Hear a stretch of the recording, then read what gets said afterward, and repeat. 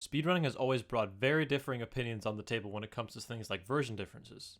You'll find it more often than not that most games are ran on the most common console and the fastest console. Sometimes, however, you find that an obscure release of the game finds its way to be faster than the original releases. This often starts controversy in some form or another and leaves communities in confusion as to what they should do when a case like this comes up. Well, recently, Ratchet & Clank 2 and 3 have had this issue. In fact, many PS2 games have had this issue in the past.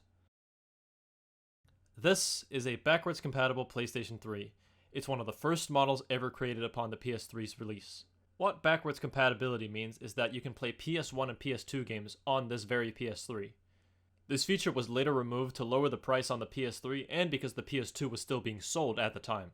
Before we talk about the models of the BC-PS3, I do want to talk about the positives and the negatives of the console. There's only really two positives to the console, and one of them is that you don't really have to go out of your way to get three consoles when you can just get one. It's really nice to just be able to play PS1, PS2, and PS3 games all in one console, so that's really good.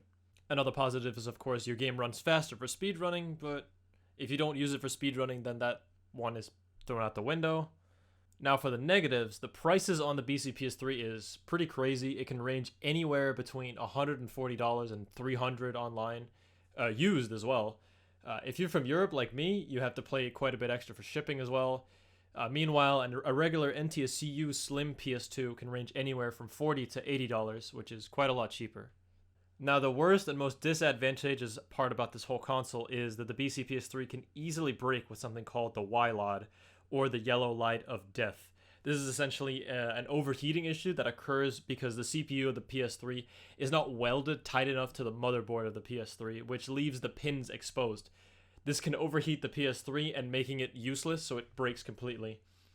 So the only way to get it repaired is by paying basically as much as a new console would cost. And another minor disadvantage is that the console is quite heavy, so it's not that easy to carry around with you. It's not a big problem, but it can be annoying. Another minor disadvantage is they're not super rare, but they're not like common either. So you do have to spend a lot of money to get one, so that's why the prices are so high as they are. It's because there's not that many models left. Now to talk about the models. There are 4 PS3 models that have backwards compatibility, and they fall into two groups. There are 2 models that have hardware backwards compatibility, this being the Czech A, which is a 60GB NTSC-U BC-PS3, and the Czech B, which is a 20GB NTSC-U BC-PS3. Then there's the Czech C and the Czech E. Both of these use software emulations for their backwards compatibility. The Czech C is a PAL 60GB BC-PS3, and the Czech E is an NTSC-U 80GB BC-PS3. When you play on the Czech C and the Czech E models of the BC PS3, you'll encounter that the games are so laggy that they're virtually impossible to play. This is why the hardware BC PS3s are way better for, well, even just playing the game.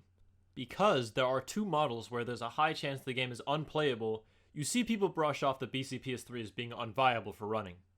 That's exactly what happened with Ratchet.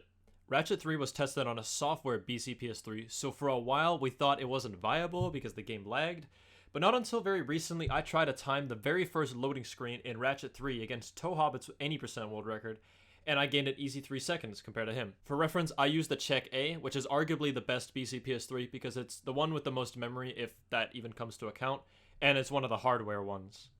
So now we're basically back to deciding whether or not BC PS3 should be allowed or not.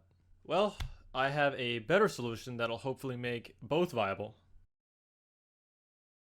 So this is the leaderboards for Mirror's Edge. You can see that every single time on the leaderboard has a time with and without the loads. This means if your PC is bad and it takes a while to load the next level, you can still compete at a relatively high level, making it very fair for everyone to compete.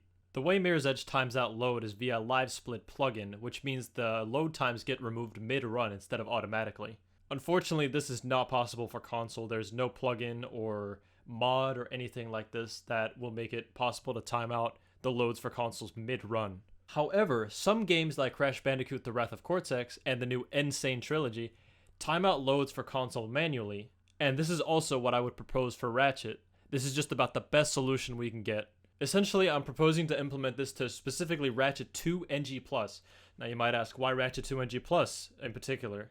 Well, I'll give you a few reasons, and I'm choosing this game in particular because it is a good test run for runners and leaderboard mods to try and time out the loads manually for the first time themselves. It's also really short, so you only have about 10 minutes that you would have to time out, so you don't have to put in that much work.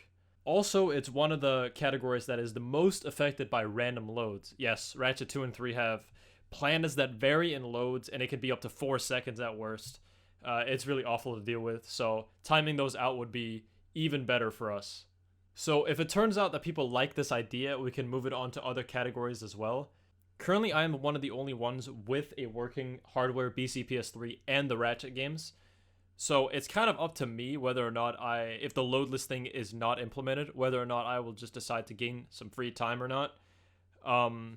But hopefully I won't have to ever make that decision because I really want this loadless thing to go through. But yeah, we'll see. Hopefully the community accepts this pretty well.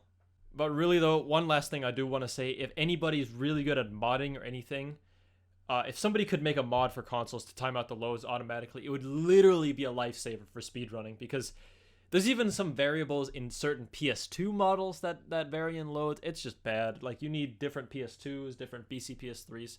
Sometimes PS1 is the fastest. You never know. So if anybody could work on a mod that is really good at working on this, I would appreciate it. So thanks for watching this video, guys. I hope it brought some light to you guys. And I'll see you next time.